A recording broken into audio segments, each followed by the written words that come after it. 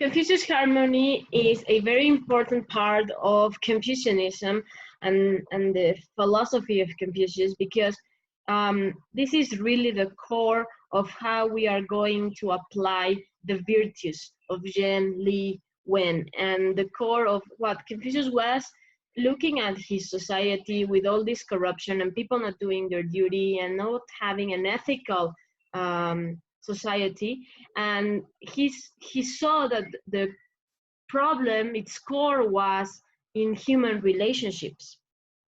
So for him, it's very important to create a harmony among these human relationships because everything for him is done through human relationships. And we can also think about our own society, what's wrong with the relationships we are fostering among each other, and what would help us create a better city, a better community.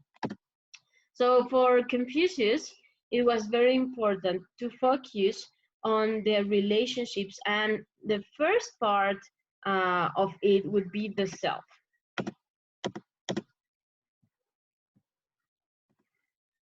So Confucius harmony is done through these 5 elements: the self, the family, the nation, and the relationship with heaven, and they are all involved. It's like a circle in which we are going to have a direct effect on each of these. He would say that he would first place at the center of everything the self. The self.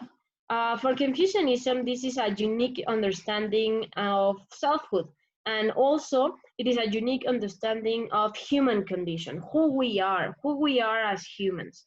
So for him, ourself would be the center of everything. Human relationships are like these great bonds, this great weave in which we are in, and human condition has to be conceived in a large scale to understand social terms. So for Confucianism, individual should be engaged in a process of self-cultivation. So that's why it was very important to understand how to become a better human being is to exercise the virtues of Zhen, of Shu, of Li, of really doing what's the best, what we can do, and to become a better version of ourselves. So he places the self at the center of human relationships, and he says that the world would start at this first point, at ourselves. So for him, it would be very important to create the good harmony between the 5 relationships that we are going to have. And he focused on the 5 constant relationships. For him, these 5 constant relationships would be the love between a father and son, the duty between a ruler and a subject, because for him it is very important that the government and the ruler should be an ethical one and should have values and would be good to his people. Also, he focused on the idea that there is a bond and a distinction between husband and wife.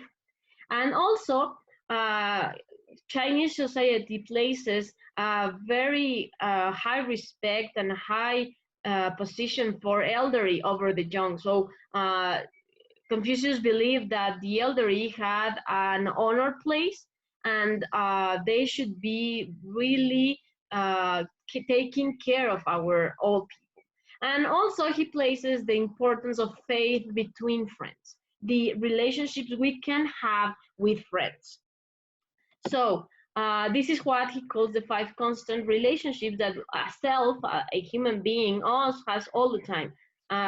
We have a relationship with our parents, with our grandparents, with all people in society, but also we have all the time relationships with what we consider friends, and what is the base of society, that is family, the relationship between father and son, husband and wife. So what Confucius is saying is that if yourself is okay because you are a cultivated human being that's trying to be the best version of himself, then your relationships would immediately have an effect on it.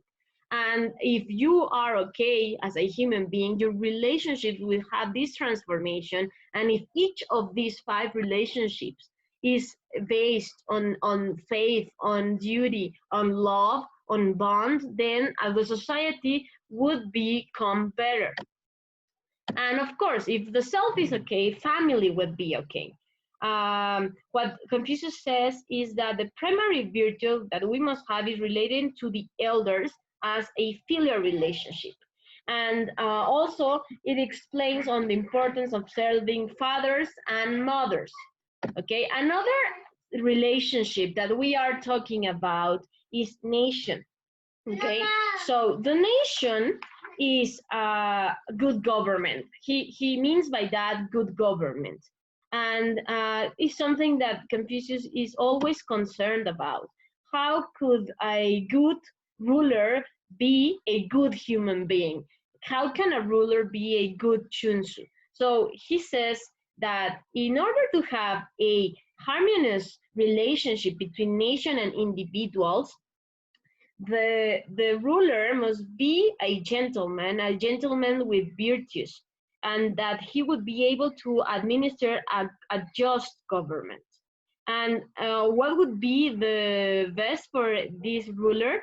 To have a necessary moral perfection and to lead by example.